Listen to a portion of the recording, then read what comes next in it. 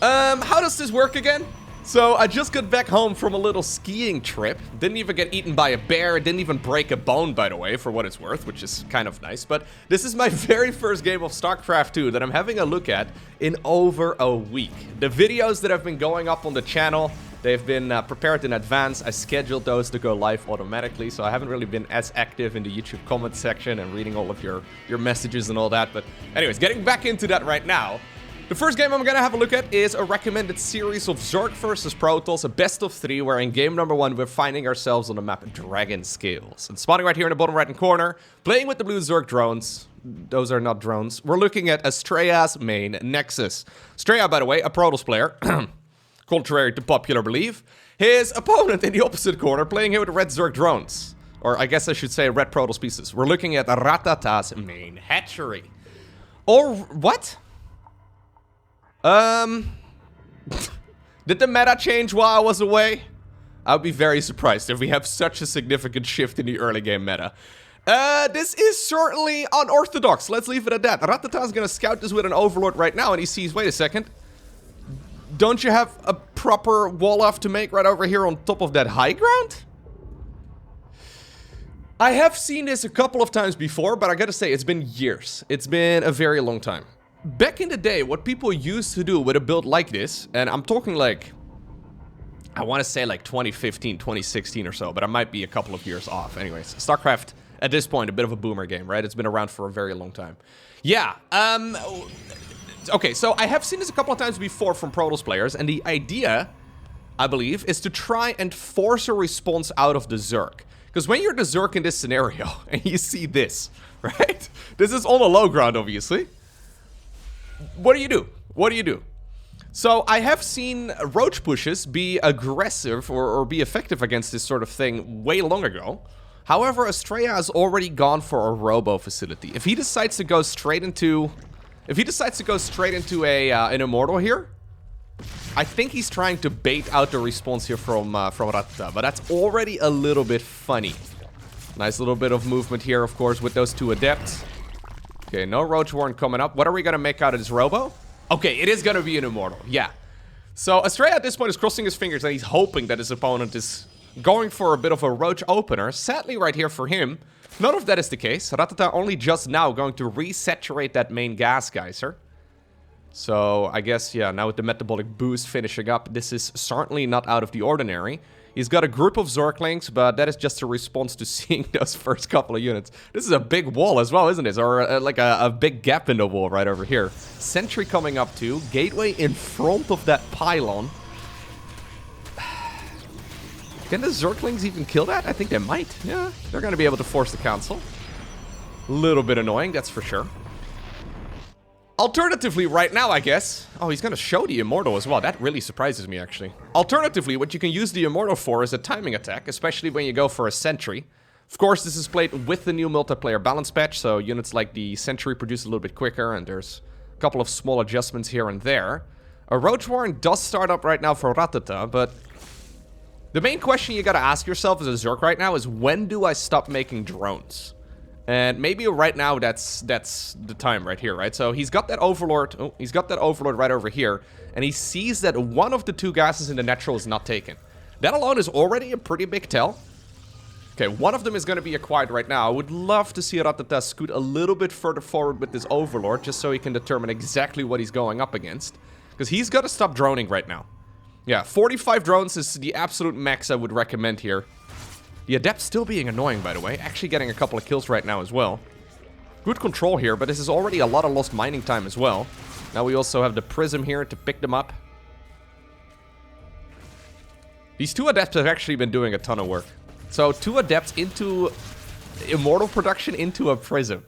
Normally we have the Prism first, and then eventually Immortals, but this time around we did it a little bit.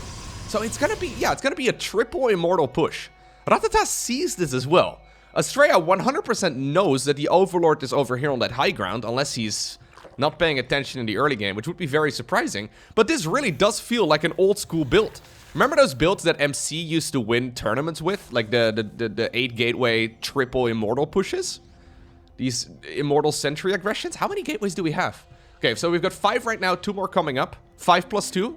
Bear with me. It's 7. I counted it on my fingers. There should be a build that doesn't work that well anymore. But there is a chance that Rattata hasn't seen this in a very long time. I actually don't know exactly when Rattata started playing. There's a chance that Rattata hasn't even been around in the, you know, Immortal Sentry meta. Not entirely sure how old he actually is. So, yeah, this is an Immortal Sentry all-in. Okay, we have a couple of Evo chambers over here. I guess those are Zerg force fields? Adepts eventually do get cleaned up, but... Okay, we've got Ravagers, we've got Roaches, we've got Queens, we've got Zerglings. He does have a very significant army here. Good, force field over there. Brenda is gonna take up, a lot of energy. There's another good set of force fields. Corrosive Vials not connecting. Prism also coming up over here. Or, sorry, Pylons here coming up as well. So, yeah, Astrea is just going completely all in with this. Definitely not a chance for him to transition away from this. But what a funny little start in this game. An old school build. How many sentries are we on? 10 sentries? 10 sentries. No charge, no blink, none of that. Is this really going to work? I don't think I like it all too much. Those Guardian Shields are nice against the Roaches and the Ravagers, right? But they don't help particularly well against the Zerglings. Then again, Zerglings are oftentimes finding themselves up against a bunch of Zealots, so they obviously will be able to slice through that very rapidly. Corrosive Vials, very nicely dodged. There is an Observer, by the way, but for some reason it's not here to help provide vision against those Creep Tumors, which I think would be very nice. Now suddenly, though, the Zerg, yeah, is starting to connect with those Corrosive Vials. Very nicely done right there by Rattata. Trying his best to keep all of this up and running. He's only got 1 Queen at this point, so Zergling reinforcements are going to be difficult to produce because he doesn't have a lot of larvae. But he's pushing this back nicely. Very well done. And this is expensive. All of the sentries at this point are gone. He decides to warp in new ones. What is this build, Astrea? What is going on right now? There's 3 Stalkers over here just chilling. Huh? Look at the amount of pylons just sprinkled around. Now we're going to go for a 4th gas. We're doing an elevator play straight into the main base. You gotta be so careful here as Zerg. I have lost against this in Wings of Liberty many times. Allegedly, though, that was... Or, allegedly. That was before the Ravager was around. What you can do is force field the ramp. Boop. Do it. Do it. Yes. No, that was not it. Do it again. Okay, well, that's actually now a 2-for-1 with 1 Corrosive Vial. Force fields here, not perfect. Evo Chamber over here starts up as well. I'm not sure what all those Evo Chambers have been up to be honest, but now suddenly this position here is kind of scary again for the Zerg. I thought he had it handled really nicely. I mean, army-wise, at least he's fine. But now the reinforcements in the main base, yeah, look at them, just running to their deaths. 1 Immortal managed to get, or 1 Ravager rather, well, getting shot at by an Immortal, managed to get towards that high ground. Roach Warren goes down. 2nd Roach Warren just started up right here in the natural, but now we're only going to have Zergling production, and we just discussed the amount of Queens that he's got. He doesn't have a whole lot of them. Now the drones in the main base are starting to fall. Astrea pulling... This is not even 2015, 2016 anymore. This is before Ravagers were around. And Ravagers were introduced for the first time, I think, with Legacy of the Void, right? Ravagers and Lurkers for Zerg. This is a, like a 2013, 2014 build.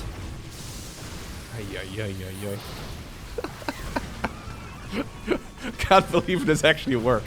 After all of that, right over here, failed miserably. Now suddenly he's destroyed the Zerg's economy. He still doesn't have much on the back of this. But Zergling counterattacks, yeah, I mean, I guess they were nibbling away at this for a little while, but those 3 Stalkers have been, you know, one of them has got 4 kills. They've been holding the door just fine. Look at those slow Zealots. When's the last time you've seen, like, I don't know, yeah, 22 Zealots here without charge? So all you need to do right now as Astrea is just warp in stuff, right? I mean, he did lose all of those pylons, so that kind of sucks. Yeah, without charge, this is still actually kind of tricky.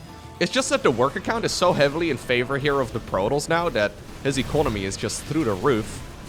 Corrosive Vials trying to connect here, okay, getting a good amount of damage done. Why do we not just warp in more Stalkers here, Astrea? He just keeps warping in more Zealots. It's a strange day in Southern California, I guess. I believe that's where Astrea is from. Yep, GG. There you go. Game number 1 goes in favor of the American. What a match. Okay, game number 2. Astrea, where are we going to put that first pylon? I'm excited. We find ourselves on Babylon. I'm assuming where we... Okay, I'm assuming we're gonna just put it in the conventional location right over there in the grass. We didn't find any Pokemon there. Feels like the grass at the very least. I guess in the modern Pokemon games, that's not even a thing anymore. That's gonna be a boomer joke before too long as well.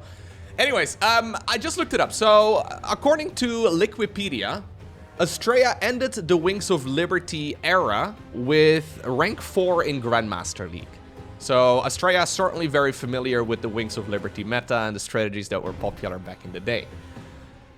Rattata, however, as far as I can tell, his first games were played back in around 2016.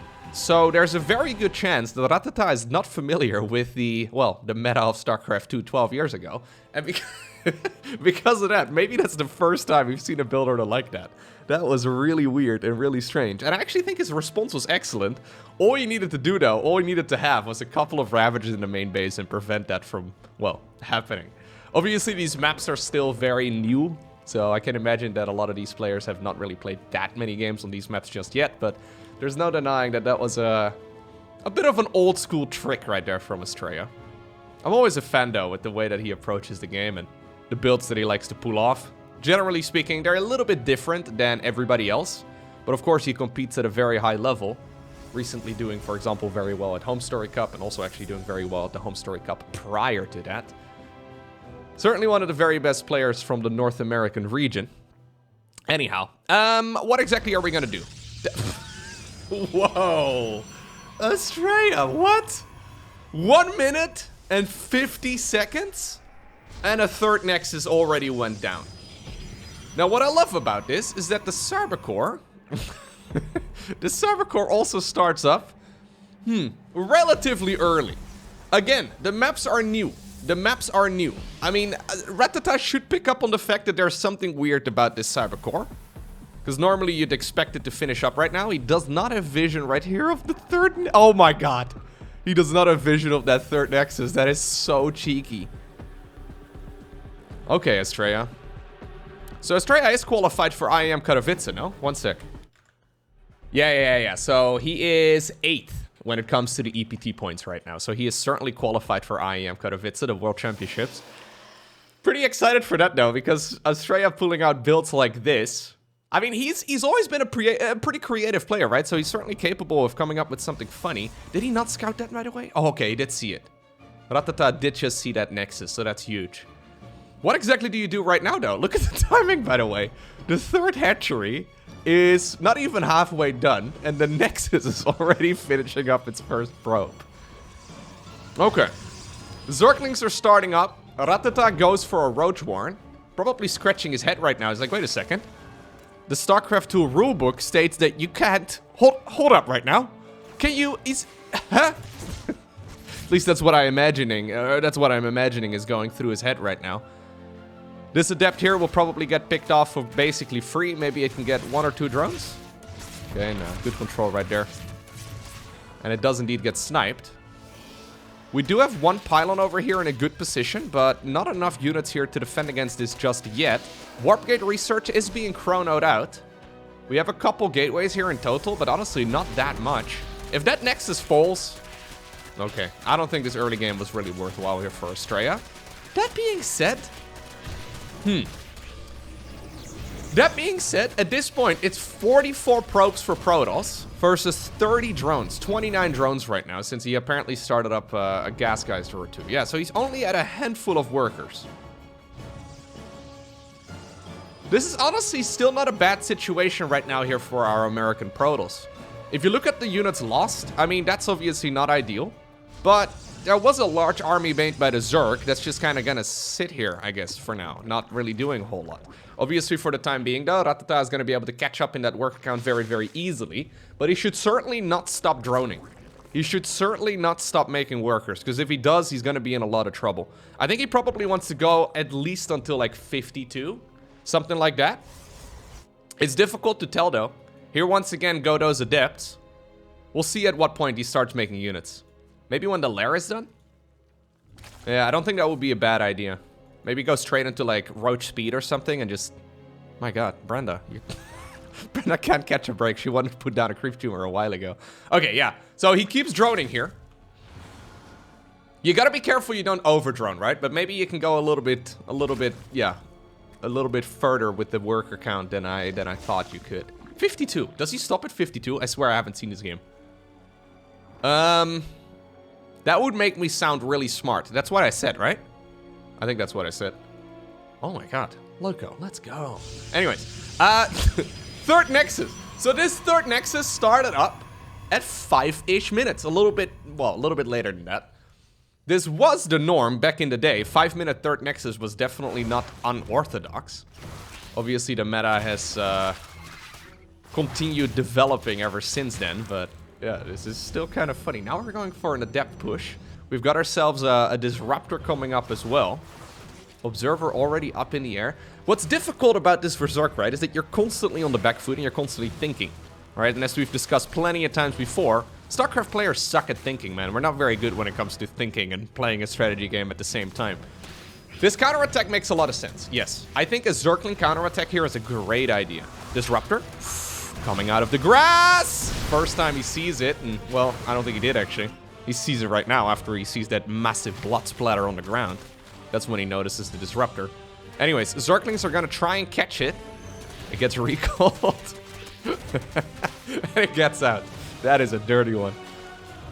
Okay, Spire is coming up right now for our Zerk. Okay, there it is. It gets spotted right away as well by Astrea, by the way, which is huge. Okay, a couple of Adepts here, charged with killing all of this. Don't think that's really going to happen, although the Disruptors are once more available. We already had double Stargate produced in the main base too. So, if you see a Spire at this point, do you just go straight into Phoenixes? Or do you assume that Spire is going to be cancelled? This is where you're playing rock, paper, scissors with your opponent. Since the Spire got cancelled really early on into its production cycle, there's always a chance it's going to get cancelled. Phoenixes do start up right now. I would love to see Astrea confirm that that Spire is still there. Yeah, and that's exactly what he does right now. No, it doesn't. That's not exactly what he does right now. God, I was sounding so smart earlier on into this match. He's just making the assumption regardless. Anyhow, Phoenixes are still pretty good. You just gotta be careful you don't get too carried away making those, because the problem you run into is that these units are great at harassment, but not so good at killing. Especially against Zerklings and all that. 10 mutas are coming up right now. +1 flyer attacks as well starts up. So Rattata is planning to go mass muta. He hasn't seen anything, though, from his opponent, right? So he's... Well, okay. Normally against Robo play, mutas are pretty amazing. Because when you think about it, anything that comes out of the Robo facility dies to mutas, right? Be it, well, Colossi, Disruptors, Prisms, Observers, all of that is pretty weak against Spire play. So that Prism is certainly going to go down. The problem is, though, Phoenixes can move and shoot at the same time. So they can outpace those mutas quite easily. And with good control, you can kill every single muta, well, at least in theory, with like one Phoenix. Don't think that's really going to happen, because Rattata is definitely going to be doing some dancing here. And there's a good chance they are playing on a server that has a little bit of ping on it. But, well, battery overcharge helping out quite a bit here. And Rattata cannot catch a break. Astrea with, once again, the strangest build orders. A pre-2-minute third Nexus in this match. That's so dumb, actually. Okay, so Zerk push over here on the right side as well, but not really getting a whole lot of work done. What do you do right now? Do you go straight into...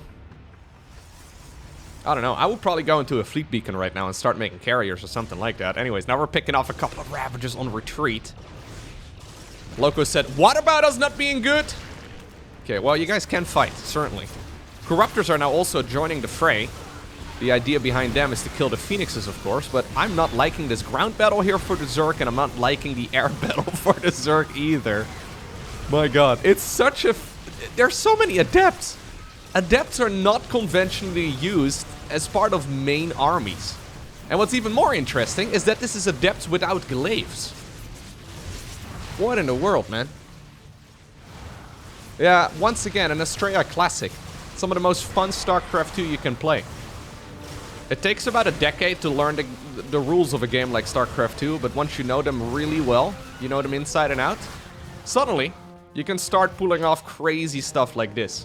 When you know exactly what you're thinking, your opponent is thinking about what you're thinking, and then suddenly you can start playing 4D chess with them. And that's basically what we're seeing so far here in this match. Astrea seems 3 steps ahead of his opponent the entire time so far. And don't get me wrong, Rattata is not doing a poor job here at all. He is, yeah, playing a nice game. He's got 4 bases up and running right now, but all eyes are certainly on Astrea right now.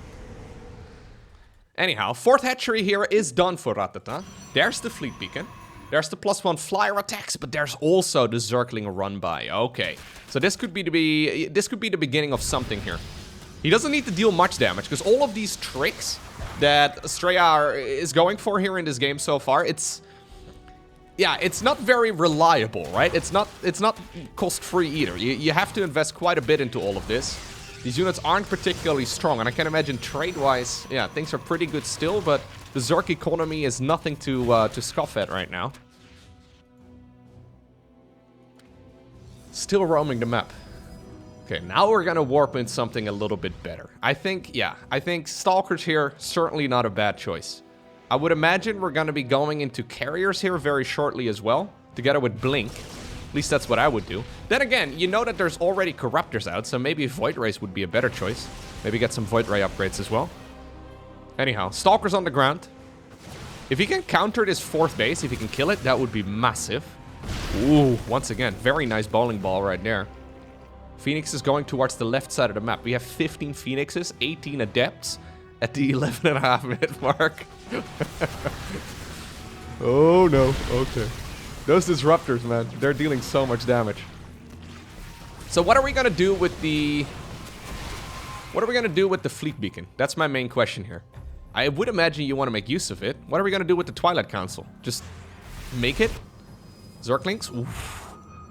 Get there right around the same time as the Adept finishes warping in. I think he just wants to kill this base. I think he wanted to go for a big push. Nice corrosive balls right there. I think he wanted to go for a push and test the waters, and then he realized, wait a second. I might just be able to kill the 4th Nexus, or the Zerg Nexus here. I might just be able to kill that hatchery, and if I can, that's better than going carriers right now. Okay. Yeah, so now he goes into Blink after killing that hatch, as well as the +2. Not a bad choice. Zerg in the meantime, up with his back against the wall. Maybe, yeah, this would be a good start. Getting that prison, not bad. He still has a good army to deal with his opponent's flying units right now. No Banelings or anything along those lines, but one good group of corrosive biles. Oh, okay, could change the tide of this battle quite nicely. Well, these aren't it. No. These Adepts have been putting in a lot of work without glaives. So they have an upgrade that's very cheap in the Twilight Council that gives them about 45% additional attack speed. It's one of the very best upgrades in the game for Adept. Well, it's one of the very best upgrades in the game, I guess, period. But it's an excellent, you know, upgrade to have when you make this many Adepts. I honestly would say that it's almost mandatory when you make more than like 3 Adepts. Oh my god.